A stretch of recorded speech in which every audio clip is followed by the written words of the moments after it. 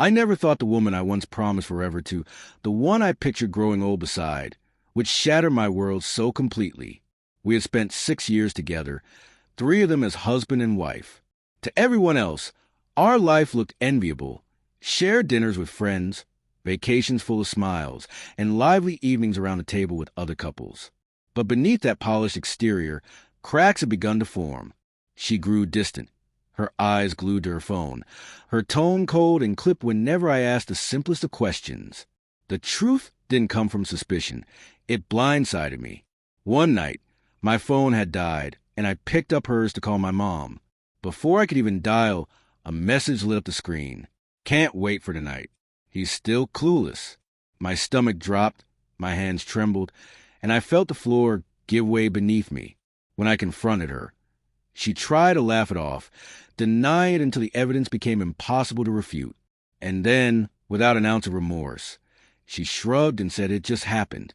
That indifference cut deeper than the betrayal itself. A week later, the man she'd been seeing, let's call him Dean, came to my door, tall, cocky, and dripping arrogance. He smirked as though I were a nuisance in his way. "She's mine now," he said. "You can either fade into the background or try to take me on." His words stung like a slap. For a moment, I froze, unsure if he was provoking me into a fight or mocking me to swallow the humiliation. Instead of giving him the reaction he craved, I shut the door in his face. That night, something inside me shifted. I refused to disappear quietly, but I wasn't going to lower myself to brawls or petty revenge either.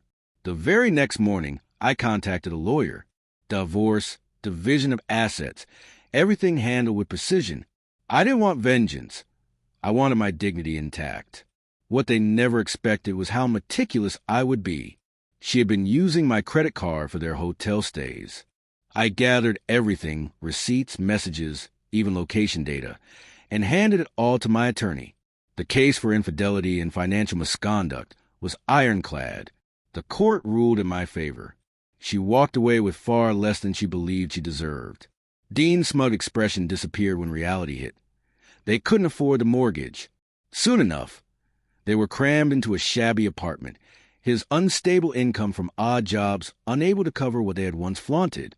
Meanwhile, I began piecing my life back together. I kept my composure, never bad-mouthing her, never starting unnecessary drama. I poured myself into the gym, into travel, into learning new skills. Friends who had drifted during the chaos came back around, this time with respect for how I carried myself. Slowly, pain gave way to resilience. Months passed before she sent a message. "I miss us. I made a mistake." I never replied. There was no point. Loyalty can't be begged for or demanded. It has to be mutual. She had gambled what we had for a fleeting thrill, and that was her choice. Dean reached out once too, wanting to clear the air. I ignored him as well. They both wanted the spectacle, the confrontation, the drama to validate their egos. I refused to give it to them. Now, a year later, I barely recognized the man I once was. Back then, I was too trusting, maybe willfully blind. But today, I am stronger, wiser, and more grounded. I've learned to trust my instincts, to recognize the signs, and most importantly, to value myself. I didn't need fists shouting or revenge to prove my worth.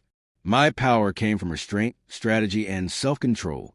In the end, I walked away with my pride intact, and that was victory enough.